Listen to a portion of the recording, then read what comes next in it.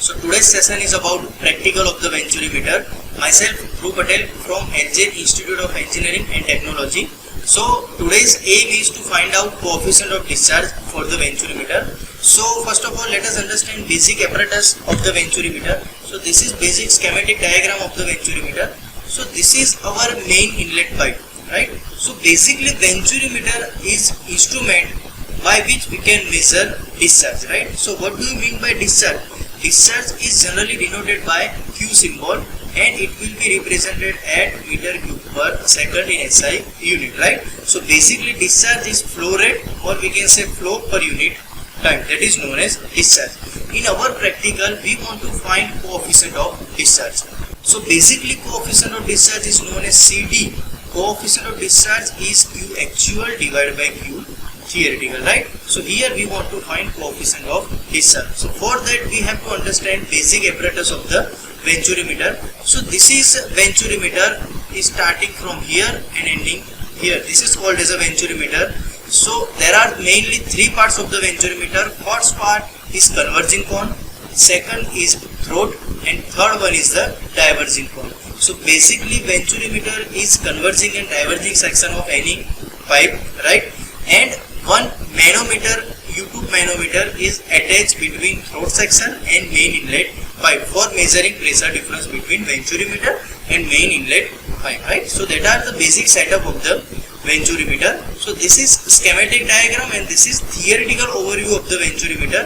From the theory, from the derivation, we can derive that Q theoretical equation is equal to A1 A2 under root 2GH divided by A1 square minus A2 square. Here A1 and A2, so respectively area of the main section, that is called as A1, and area of this throat, that is called as A2, and under root 2GH.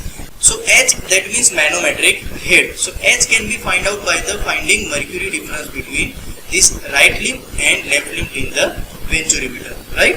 So this is basically theoretical setup for the Venturi meter.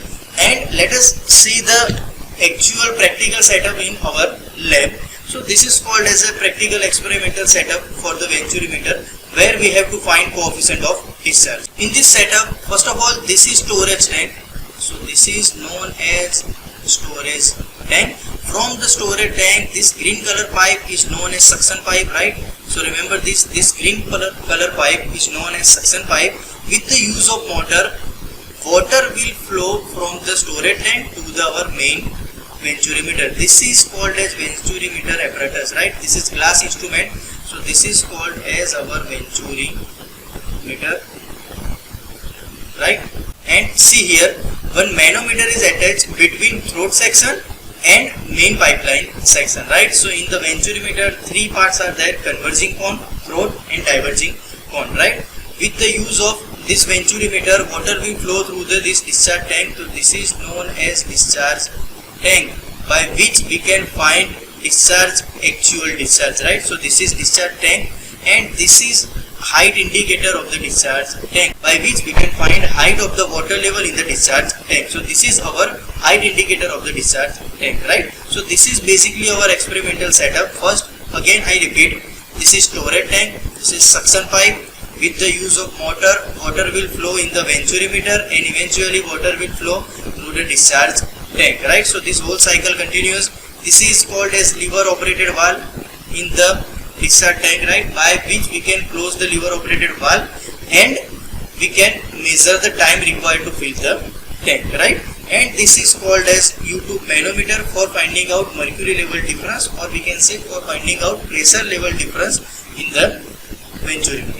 Now let's perform the practical first of all. Okay, good morning students. So today's practical is the Venturi meter. So let us understand this apparatus properly. So here, as shown in this, from this suction pipe, this is known as converging section, this section is known as throat area, and this section is known as diverging section, right? So there is mainly three parts of the Venturi meter. So in the main apparatus, this is known as the storage tank. From the storage tank, this is known as suction pipe. From the suction pipe, this is our Venturi meter apparatus, and from the Venturi meter, this is discharge pipe, and this is known as discharge tank. In the discharge tank, this is known as lever operated discharge valve, right? So this is lever operated discharge valve. Now aim of our practical is how to find coefficient of the discharge for the Venturi meter. So for the coefficient of the discharge, equation is Q actual divided by Q theoretical.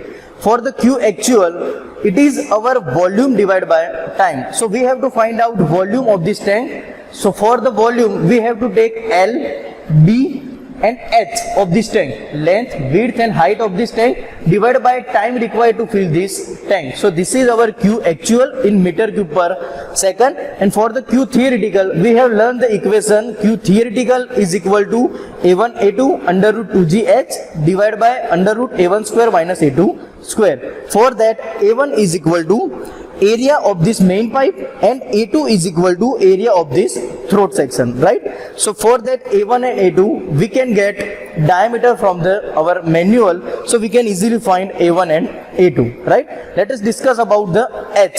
So in this equation, H is known as manometric head. Okay, so in this H is equal to X SH by S0 minus 1. In this SH is equal to specific gravity for heavy fluid.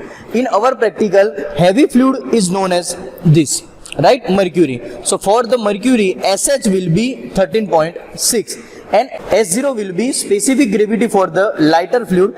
So in our practical, lighter fluid is water. So S0 will be obviously 1, right? So X, what will be the X? So X is known as difference in the mercury level. So here X is equal to difference in the mercury level between these two limbs, right? So this is known as X. Okay, so in brief, we want to find CD. For that, we have to find Q theoretical and Q actual. For the Q actual, we have to find LBH by time of this apparatus, and for the Q theoretical, we have to find A1, A2, right? Then we have to find H. So for the H, we can use this reading X, and after that, we can use equation of the H, right? So from that, we can get CD is equal to Q actual divided by Q theoretical.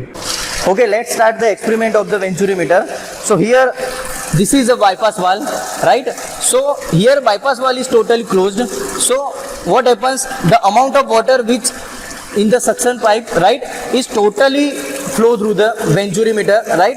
Now for the reading, let us move the bypass valve up to certain degree, right? So let us move the bypass valve up to certain degree. So this is for our reading number 1, right? So we have to take total 5 readings. For the Q actual, we have to take length of this delivery tank, width of this delivery tank and height of this delivery tank. For the reading of the height of the delivery tank, we have to temporarily close this lever operated valve, right?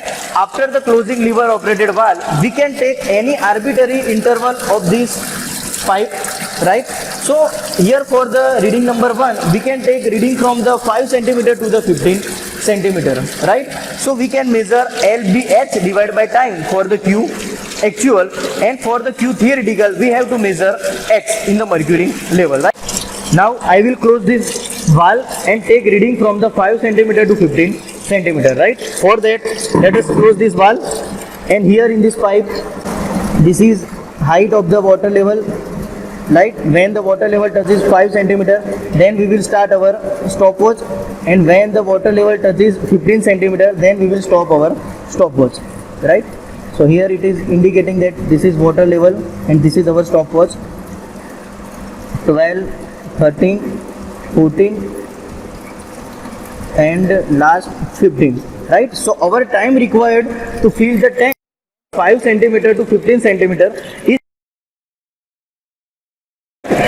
Now for the similar method or for the similar practical, let us measure difference in the mercury level. For the difference in the mercury level, we have to take difference between right limb and left limb of the mercury level. So here from this video, let us take the right limb reading of the mercury level is 12 centimeter and left limb of the mercury level is somewhat 7 centimeter, right? So our X will be 12 minus 7, that will be 5 centimeter, right? So from that we can get value of H, right?